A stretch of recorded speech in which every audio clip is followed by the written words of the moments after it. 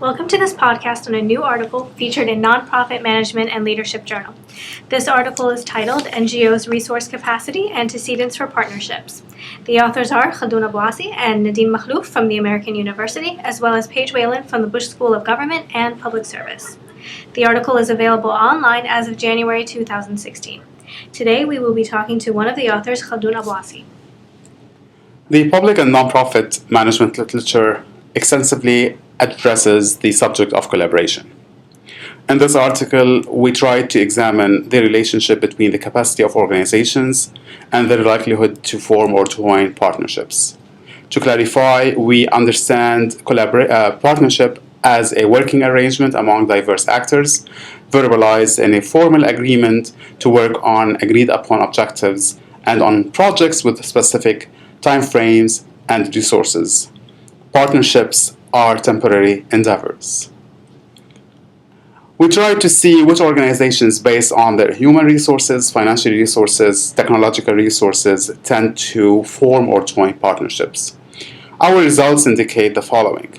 First, organizations with more staff tend to join more partnerships or have more partnerships, have more partners, and secure more resources through these partnerships.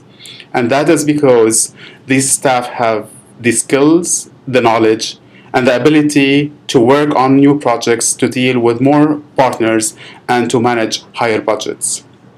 We also noticed that organizations that are led by female leaders tend to have more partners and more partnerships.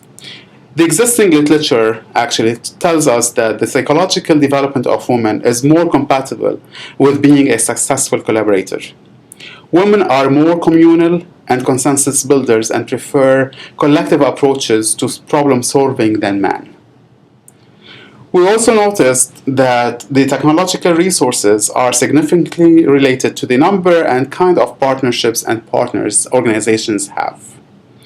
And that is because these resources or tools ensure certain visibility to the organization, which makes the organization more appealing or attractive to other partners.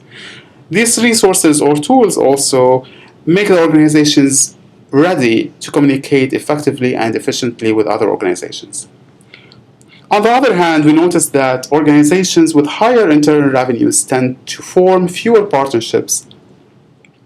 And that is because the literature on collaboration indicates that joining or forming collaborative relationships secure certain additional resources to the organization and ensure certain stability in its resource environment. Now, these organizations with higher internal revenues do not need to seek external resources. They already have their own and they can implement their activities based on their own resources or revenues. So, what can we learn from this study? And this is important for the readers of the Nonprofit Management and Leadership Journal to draw some lessons or implications. Nonprofits that are interested in forming or joining partnerships need to retain sufficient and talented staff. It's important to invest in staff. These organizations also need to provide more leadership opportunities for women.